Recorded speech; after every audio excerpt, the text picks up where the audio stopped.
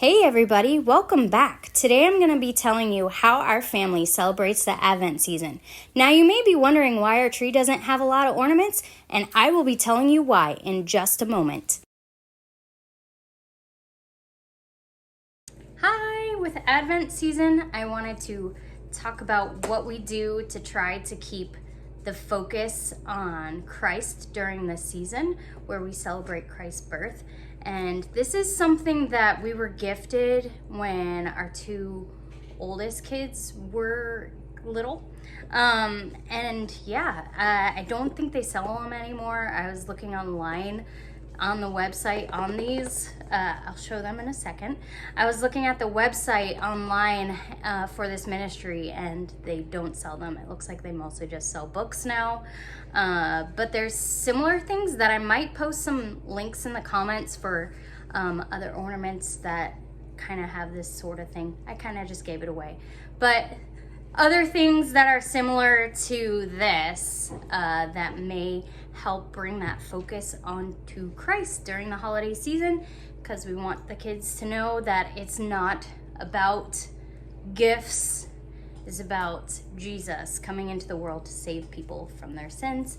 So this is what it is. They might have these on like eBay or something, but we have loved doing these. They're called proclamation ornaments. And it says a promise for children, a prophecy for adults. But yeah, so they're super cool. They're not super fancy looking or anything, but they basically alternate between a star, and they have a number on them. Where's the camera? Right there. They have a number for each day. And then, so the first day will be a star, and then it'll be a heart, and then it'll be a cross, and then it goes back to star again. And then on the last day, it's a scroll like that, and it says Jesus. But yeah, so these, we've just really loved them. My husband's grandmother, who is no longer with us, knew we were believers and saw these and thought, oh, they might like them. And we do, we love them. They've been cherished for over 10 years now. So I think it's been probably over 10 years. But so what these are is each day, like I said, it has a number, and then it has a phrase or just a thing about Jesus, how he was the Son of God. And then it also has a Old Testament passage, and this one is Psalm 2:7. And on the back, it has the New Testament fulfillment, and in this case, it's John 1:14 and John 3:16.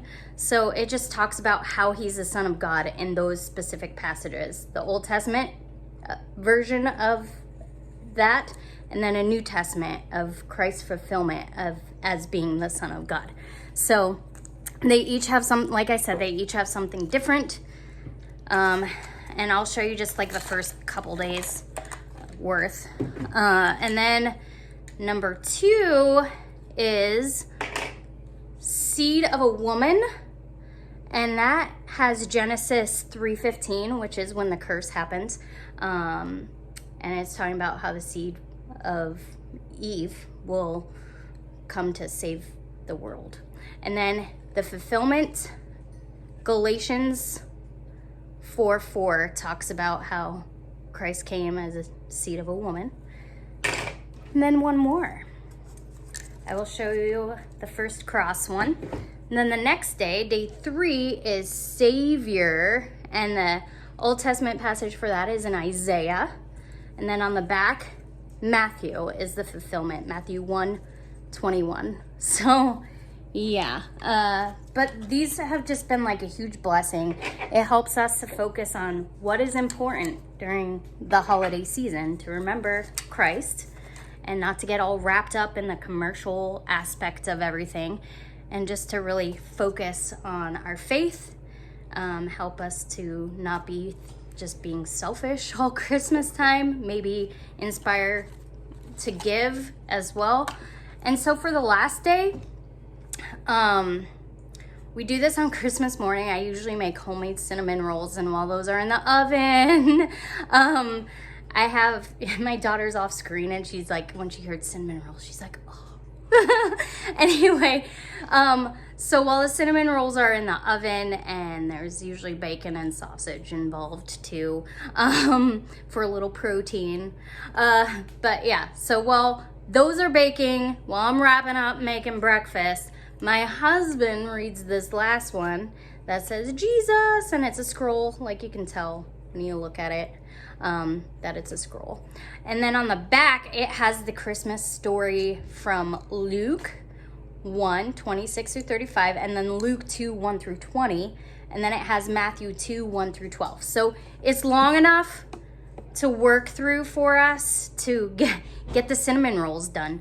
So yeah, it's a great way to start Christmas. That's how we start our Christmas morning, is with the Christmas story of our Savior who came to save the world, and then we eat. So, but these are awesome. I will put links in the comments, in the description, I mean, about these. Like if I can find them on eBay or something, I may provide some links to them.